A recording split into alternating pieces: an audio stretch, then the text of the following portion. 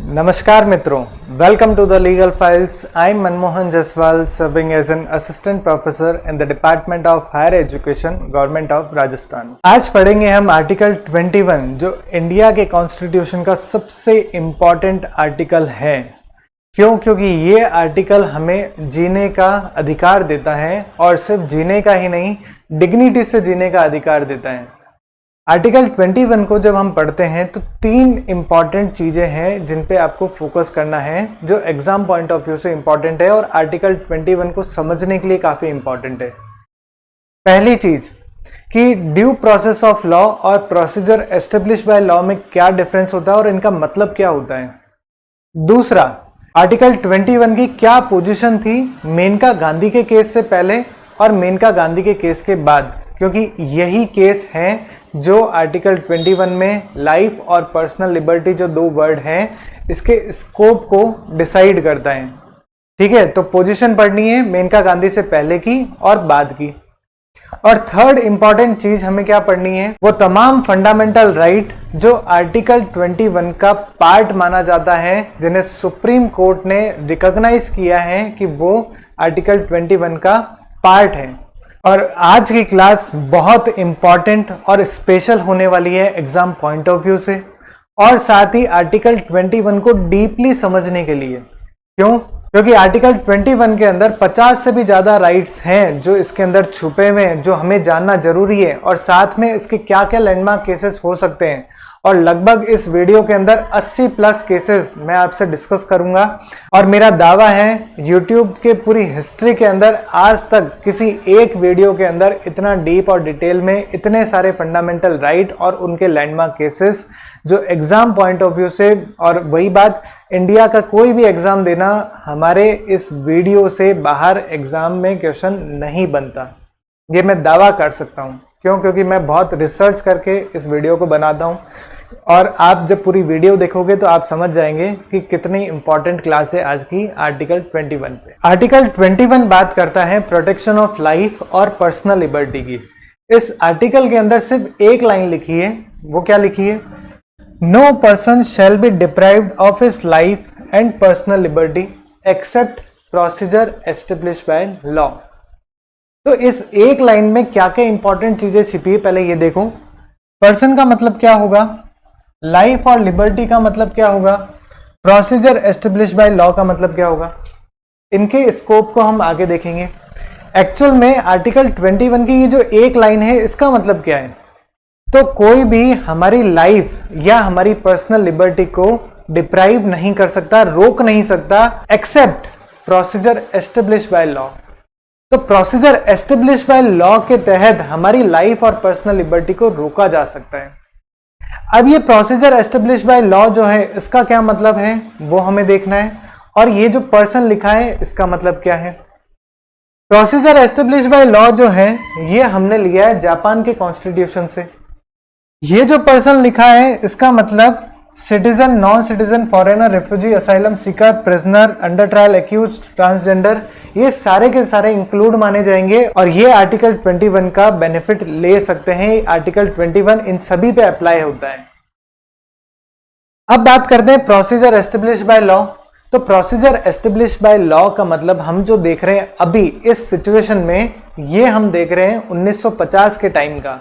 ठीक है, मेनका गांधी का केस आया था 1978, तो उससे पहले प्रोसीजर एस्टेब्लिश बाय लॉ का क्या मतलब हुआ करता था वो हम समझते हैं।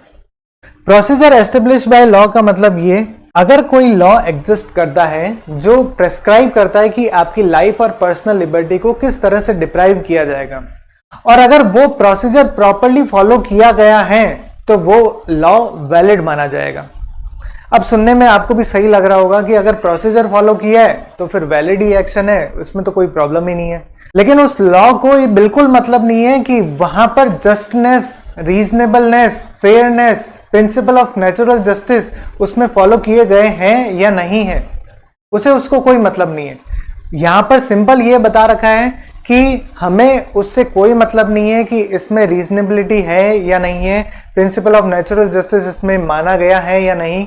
हमने तो सिर्फ ये मान लिया कि अगर कोई लॉ है जो प्रेस्क्राइब कर रखा है उसके हिसाब से अगर आपकी लाइफ को डिप्राइव किया है तो वो वैलिड माना जाएगा।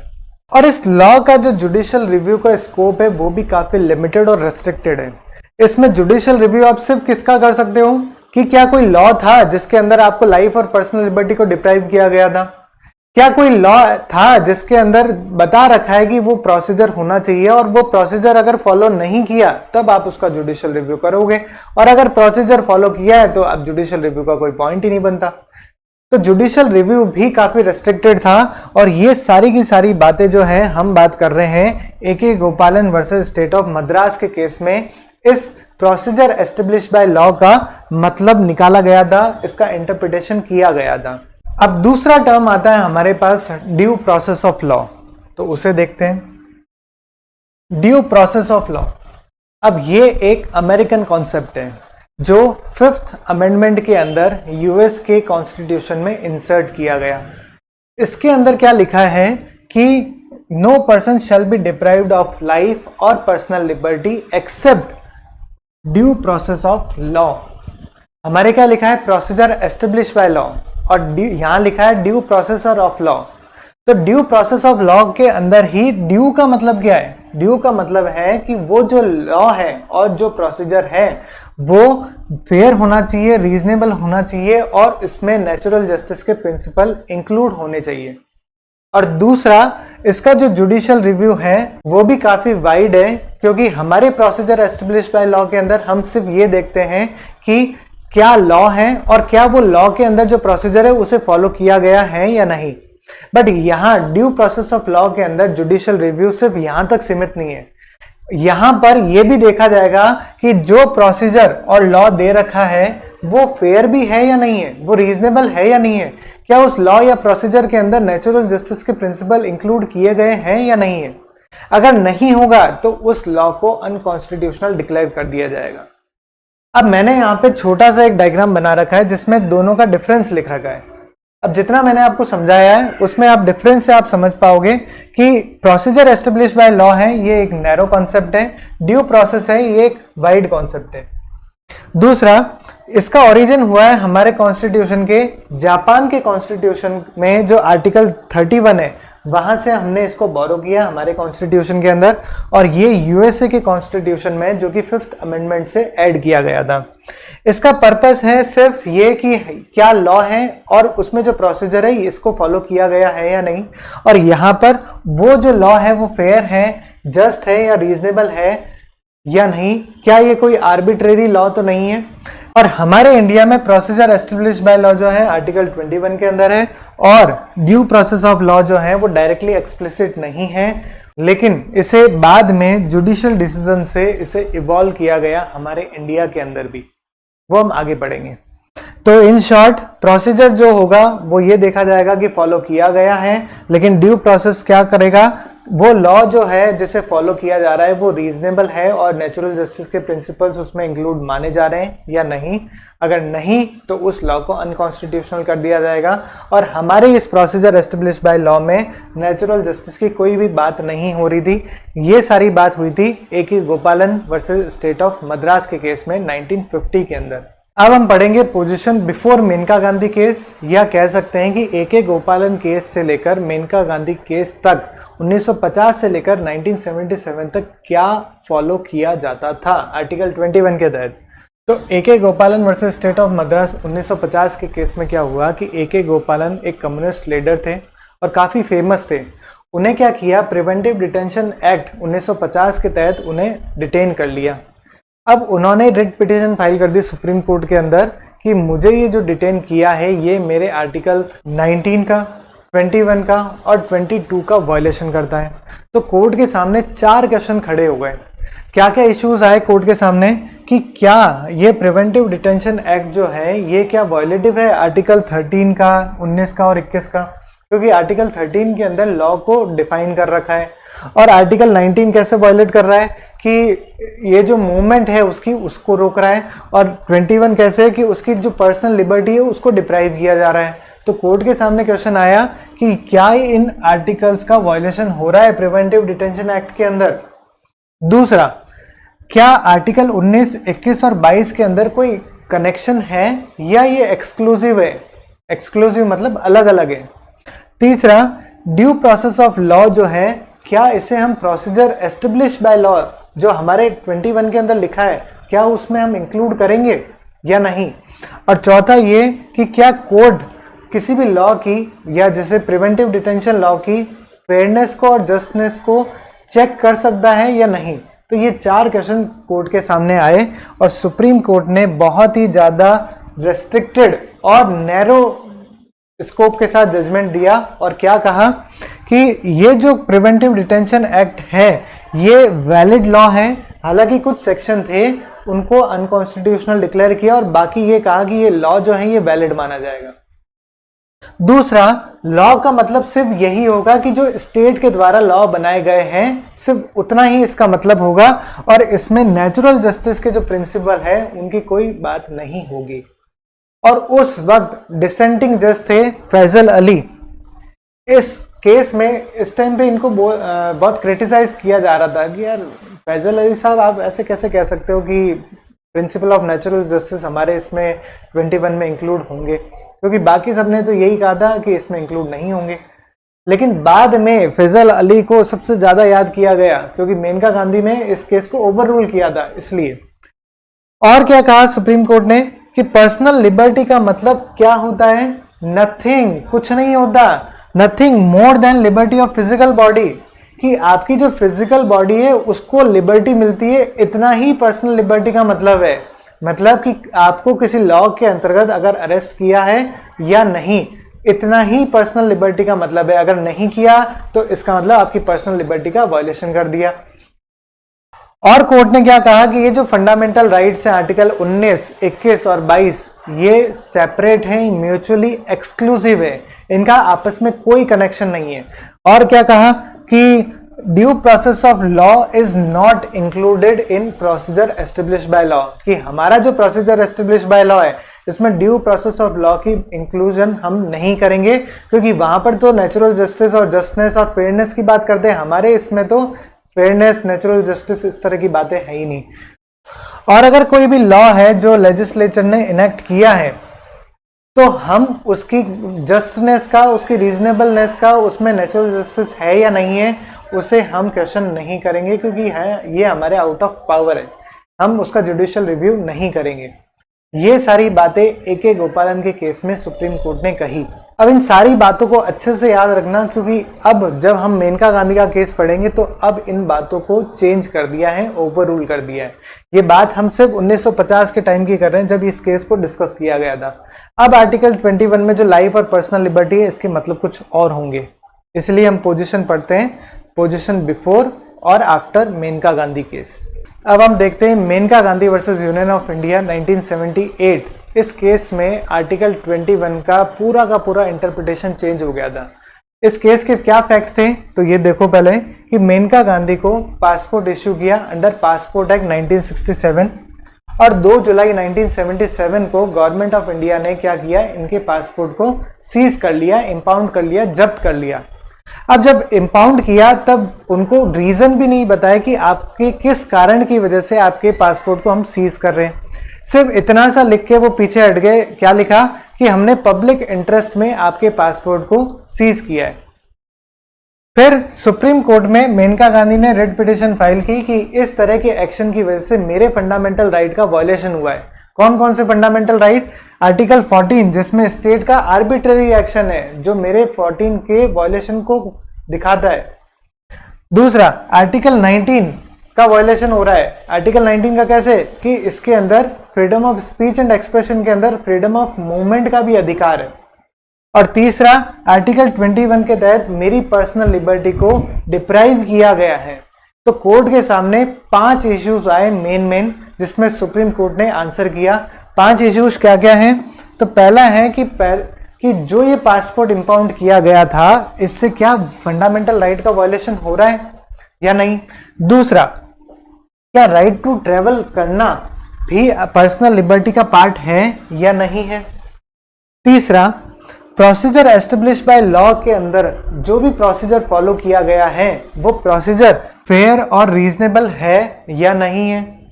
और क्या कहा कि आर्टिकल 14, 19 और 21 के अंदर क्या कोई कनेक्शन है या एक सेपरेट आर्टिकल्स हैं।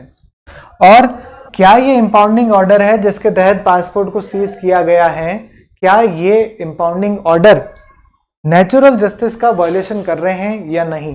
तो ये 5 इश्यूज सुप्रीम कोर्ट के सामने आए और सुप्रीम कोर्ट ने इसका आंसर किया। आगे देखें।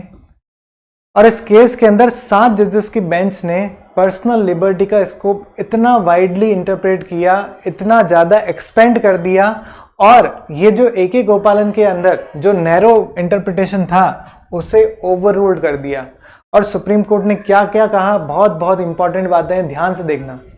सबसे पहले कि जो आर्टिकल 21 के अंदर जो प्रोसीजर दिया गया है, प्रोसीजर एस्टेब्लिश बाय लॉ के अंदर जो प्रोसीजर है, वो प्रोसीजर मस्ट बी फेयर होना चाहिए, रीजनेबल होना चाहिए, आर्बिट्रेरी नहीं होना चाहिए, और नेचुरल जस्टिस के प्रिंसिपल्स उसमें फॉलो किए जाने चाहिए।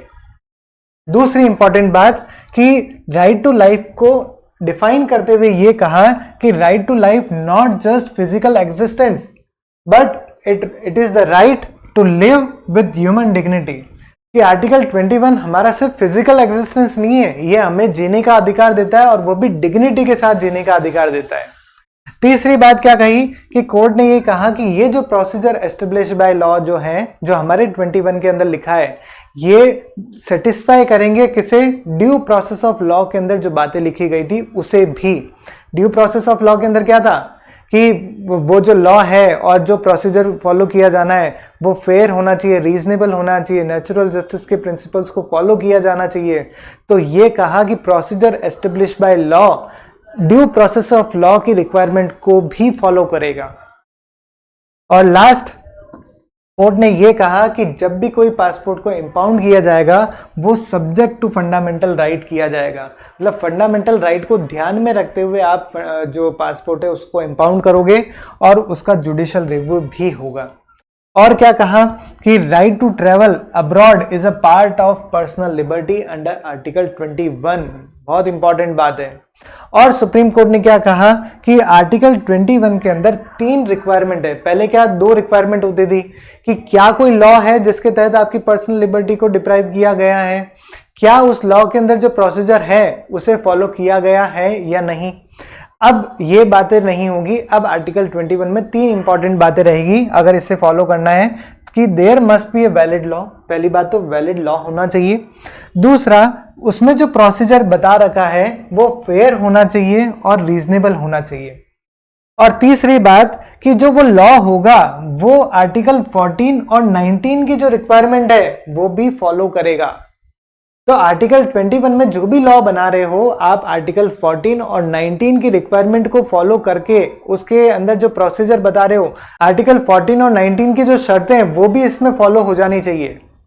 और गोल्डन ट्रायंगल डॉक्ट्राइन के तहत ये कहा कि आर्टिकल 14, 19 और 21 इस तरह से इंटीग्रेटेड आर्टिकल है जो एक गोल्डन ट्रायंगल बनाते हैं। गोल्डन ट्रायंगल मतलब स्वर्णिम त्रिभुज बनाते हैं। और कि कोई भी लॉ जो होगा पर्सनल लिबर्टी का वो फेयरनेस होनी चाहिए उसमें, और नॉन आर्बिट्रेस होनी चाहिए और रीजनेबलनेस होनी चाहिए। तो ये बातें कही इस Maneka Gandhi versus union of India के केस में, जो बहुत इंपॉर्टेंट केस है क्योंकि इसी केस के बाद आर्टिकल 21 की पिक्चर जो है पूरी की पूरी बदल जाती है। AK गोपालन का केस मैंने आपको बताया, उसमें क्या इंटरप्रिटेशन की थी आर्टिकल 21 की, और मेनका गांधी के केस में क्या इंटरप्रिटेशन करी आर्टिकल 21 की, आपको मैंने दोनों बताया। अब आप ये देखोगे कि मेनका गांधी के केस की वजह से आर्टिकल 21 का जो स्कोप है पर्सनल लिबर्टी का वो इतना ज़्यादा एक्सटेंड हो गया। वो हम पढ़ेंगे आगे। इस पर्सनल लिबर्टी के अंदर बहुत सारे फंडामेंटल राइट्स को इंक्लूड किया है। तो ये इसी वजह से हुआ है, मेनका गांधी के केस की वजह से। अगर इसको नैरो स्कोप से अगर इंटरप्रेट करते तो इतने सारे फंडामेंटल राइट जो हमारे पास हैं आर्टिकल 21 में वो आज नहीं होते। तो thanks to Maneka Gandhi case और इनके जो जजेस थे उनके लिए। अब एग्जाम पॉइंट ऑफ व्यू से काफ़ी इंपॉर्टेंट पॉइंट्स आते हैं, जैसे कि आप देखो PSR साधनंतम वर्सेस अरुणाचलम के केस में आर्टिकल 21 को जस्टिस कृष्णन अय्यर ने क्या कहा कि it is the procedural Magna carta of life and liberty. सोचो कितनी बड़ी बात बोली है आर्टिकल 21 के लिए, और ये एग्जाम में बहुत बार आई हुई है। इसको अच्छे से याद करना, ये कोट है आर्टिकल 21 से रिलेटेड। तो ये कौन से केस में आया है? इस केस में आया है। अब ये जो टर्म है राइट टू लाइफ और पर्सनल लिबर्टी, इसको सुप्रीम कोर्ट ने बहुत बार एक्सप्लेन किया है, इसे डिफाइन किया है। और ये जो बातें लिखी है ये एग्जाम पॉइंट ऑफ व्यू से बहुत इंपॉर्टेंट है। ये एग्जाम में डायरेक्ट आते हैं और पूछते हैं ये कौन से केस में ये सुप्रीम कोर्ट ने ये कहा है, लाइफ का मतलब क्या माना जाएगा, कौन से केस में ये बात बोली है। तो सबसे पहले लाइफ को डिफाइन किया था मुन वर्सेस इलिनॉयस के केस में। ये एक अमेरिकन केस है, सुप्रीम कोर्ट के द्वारा, अमेरिकन सुप्रीम कोर्ट के द्वारा इसे डिफाइन किया और क्या कहा कि लाइफ का मतलब as something more than mere animal existence. जो एनिमल का एग्जिस्टेंस है उससे ज़्यादा, वो है लाइफ का मतलब। और उसी को कहीं ना कहीं ध्यान में रखते हुए सुप्रीम कोर्ट ने ए.के. गोपालन के केस में भी लाइफ और लिबर्टी को एक्सप्लेन किया। उसमें क्या कहा कि nothing more than liberty of physical body. तो फिजिकल बॉडी की जो लिबर्टी है उससे ज्यादा आर्टिकल 21 में लिबर्टी नहीं है। ठीक है, फिर खड़क Singh versus state of Uttar Pradesh के केस में सुप्रीम कोर्ट ने क्या कहा कि लाइफ का मतलब it's not just animal existence, it includes all the limbs, faculties and senses through which the life is enjoyed. तो लाइफ जो एंजॉय की जाती है, जो भी सेंसेस है, जो भी ऑर्गन्स है, वो सारे के सारे इंक्लूड माने जाएंगे लाइफ के अंदर। उन सबको अपना पर्सनल लिबर्टी का अधिकार है। ठीक है, फिर Maneka Gandhi versus union of India, supreme court ने क्या डिफाइन किया लाइफ के अंदर कि right to life is not merely confined to physical existence but include the right to live with human dignity. कि right to life physical existence तक ही confined ना होकर हमें राइट टू लाइफ डिग्निटी के साथ जीने का अधिकार भी देता है। और Francis Coralie versus union territory of Delhi के केस में सुप्रीम कोर्ट ने क्या कहा कि right to life is not limited to mere animal existence, it is something more than just physical survival. तो ये सारी बातें राइट टू लाइफ और पर्सनल लिबर्टी को एक्सप्लेन करती है, डिफाइन करती है। इन सारी बातों को ध्यान में रखते हुए पढ़ना, क्योंकि एग्जाम में बहुत इंपॉर्टेंट है ये। अब हम बढ़ते हैं आगे। अब हम पढ़ेंगे आर्टिकल 21 के अंदर वो सारे के सारे फंडामेंटल राइट जो मैं स्टार्टिंग में बात कर रहा था कि 50 से ज़्यादा फंडामेंटल राइट आर्टिकल 21 का पार्ट है। अब इनके केसेस कौन कौन से हैं और वो कौन कौन से राइट्स हैं, अब उन्हें हम डिस्कस करेंगे। एग्जाम पॉइंट ऑफ व्यू से वेरी वेरी वेरी इंपॉर्टेंट है ये, ध्यान रखना। ठीक है, सबसे पहले आता है राइट टू लिवलीहुड, कि जीने का अधिकार जो है उसके अंदर लिवलीहुड का अधिकार भी रहेगा। ये कौन से केस में हुआ? Olga Tellis versus Bombay municipal corporation. Next, right to emergency in medical aid. तो इसके अंदर क्या हुआ? पश्चिम बांगा Khet Mazdoor Samiti versus state of West Bengal, कि हर हॉस्पिटल इमरजेंसी के अंदर मेडिकल एड प्रोवाइड करेगा तुरंत, बिना कोई फॉर्मेलिटीज के। ठीक है, ये आर्टिकल 21 का पार्ट है। Right to clean environment, Subhash Kumar versus state of Bihar के केस में क्या कहा कि right to life includes right to pollution free water and air, ये भी आर्टिकल 21 का पार्ट है। राइट टू एजुकेशन, आर्टिकल 21 के अंदर राइट टू एजुकेशन भी आता है। कौन से केस में हुआ? Unni Krishnan versus state of Andhra Pradesh 1993 के केस में। ऑल्दो 86 कॉन्स्टिट्यूशनल अमेंडमेंट एक्ट हुआ 2002 के अंदर, उसमें 21A को इंसर्ट किया और एक एक्सक्लूसिव और सेपरेट आर्टिकल बना दिया, आर्टिकल 21A, वो हम बाद में पढ़ेंगे। लेकिन इस केस में 1993 के टाइम पे इस केस में सुप्रीम कोर्ट ने कह दिया कि right to education is a part of article 21। फिर right to shelter, Chameli Singh versus state of UP के केस में कहा कि राइट टू शेल्टर भी आर्टिकल 21 का पार्ट माना जाएगा। फिर आता है राइट टू प्राइवेसी, तो right to privacy is also part of article 21। कौन से केस में हुआ? Justice K S. Puttaswamy versus union of India. इस केस में सुप्रीम कोर्ट ने क्लियर कर दिया कि राइट टू प्राइवेसी भी आर्टिकल 21 के अंदर पर्सनल लिबर्टी के अंदर आता है। और जो ये MP शर्मा और खड़क सिंह का केस था जिसमें सुप्रीम कोर्ट ने ही कहा था कि right to privacy is not a fundamental right, is not a part of article 21। तो इन दोनों पार्ट को या इन दोनों केसेस को ओवररूल्ड करते हुए इस केस में कहा कि ये आर्टिकल 21 का पार्ट माना जाएगा। और जैसे ही प्राइवेसी को फंडामेंटल राइट का दर्जा दिया गया, वैसे ही एक स्टैंडर्ड सेट हो गया और फिर आधार एक्ट की भी कॉन्स्टिट्यूशनल वैलिडिटी को चैलेंज किया और उसका भी यही टाइटल है। बट आधार वाला जो है वो अलग है। ठीक है, ये 2017 की रूलिंग का है। देखो, ये 2017 की रूलिंग का है और आधार वाली की 2018 का केस है, इसमें कंफ्यूज मत होना। ठीक है ना, तो आधार जो है ये कॉन्स्टिट्यूशनली वैलिड है। ये बात हुई case justice Puttaswamy versus union of India 2018 के केस में, तो उस केस के जो स्टैंडर्ड या नॉर्म्स हैं वो इस यहाँ पर फॉलो किए गए। और जो आधार एक्ट है इसकी कॉन्स्टिट्यूशनल वैलिडिटी को चैलेंज किया और कहा कि कॉन्स्टिट्यूशनली वैलिड है।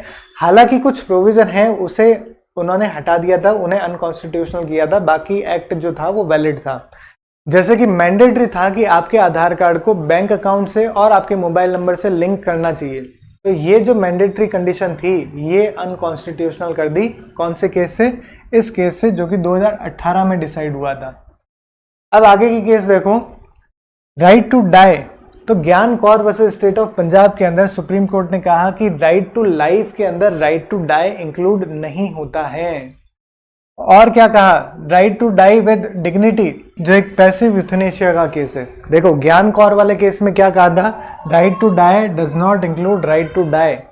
बट इस केस में सुप्रीम कोर्ट ने क्या कहा कि right to life include right to die with dignity, क्योंकि इस केस में सुप्रीम कोर्ट ने पैसिव यूथनेशिया को अलाउ कर दिया था। अब पैसिव यूथनेशिया क्या होता है? तो पैसिव यूथनेशिया का मतलब है कि अगर कोई पेशेंट इस क्रिटिकल सिचुएशन में, क्रिटिकल कैसी कि अगर कोई परसिस्टेंट वेजिटेटिव स्टेट में, इसका मतलब ये कि ऐसी स्टेट में जहां पर उम्मीद बिल्कुल खत्म हो चुकी है कि अब वो जी भी सकता है, अगर वो जी रहा है, उसकी सांसें अगर चल रही है तो वो सिर्फ मेडिकल सपोर्ट सिस्टम की वजह से चल रही है, ठीक है, वो साइड में जैसे वो मशीनें चलती रहती है उसकी वजह से चल रही है, इसके अलावा तो वो आदमी खत्म हो चुका है, तो उसको कहते हैं पैसिव यूथनेशिया। और सुप्रीम कोर्ट ने एक्सेप्शनल केसेस के अंदर पैसिव यूथनेशिया को अलाउ किया। फिर दूसरा केस आया common cause versus union of India 2018 के केस में सुप्रीम कोर्ट ने क्या कहा कि right to life include right to die with dignity, same बात, और कहा कि पैसिव यूथनेशिया है वो परमिट कर दिया स्ट्रिक्ट गाइडलाइंस के अंदर। यहां क्या कहा था? यहां पर एक्सेप्शनल सर्कमस्टांसेस के अंदर अलाउ कर दिया, बट कोई प्रॉपर गाइडलाइंस नहीं थी। बट यहां पर इस केस में स्ट्रिक्ट गाइडलाइंस फॉलो करने के लिए सुप्रीम कोर्ट ने गाइडलाइन इश्यू करी, ठीक है। फिर आता है latest Harish Rana versus union of India, जो अभी डिसाइड हुआ था 1 से 2 महीने पहले, ठीक है। इस केस में सुप्रीम कोर्ट ने पैसिव यूथनेशिया का प्रैक्टिकल एग्जाम्पल जो है उसकी हिसाब से पैसिव यूथनेशिया अलाउ किया। और प्रैक्टिकल एग्जाम्पल कैसे कि मतलब पहली बार कोई इंडिया के अंदर पैसिव यूथनेशिया के अंदर ऐसे अपनी लाइफ को उसने कुर्बान किया है, कि मतलब जो हम इतनी देर से बात कर रहे हैं कि right to life include right to die with dignity, इसका प्रैक्टिकल एग्जाम्पल हमें देखने को मिला हरीश राणा का केस। तो ये 3 केस हैं जो यूथनेशिया से रिलेटेड हैं, इसका आप अच्छे से ध्यान रखेंगे। फिर आती है बात राइट टू फूड। तो PUCL versus union of India, कहा कि राइट टू फूड जो है वो भी आर्टिकल 21 का पार्ट माना जाएगा। Right to free legal aid, MS Hoskot versus union versus state of Maharashtra, इस केस में सुप्रीम कोर्ट ने कहा कि फ्री लीगल एड पाना भी आर्टिकल 21 का पार्ट है। So this is the part 1 of article 21। और आर्टिकल 21 में अभी बहुत सारे केसेस और बहुत सारे फंडामेंटल राइट जो आर्टिकल 21 का ही पार्ट हैं, उन्हें हम पढ़ेंगे पार्ट 2 के अंदर।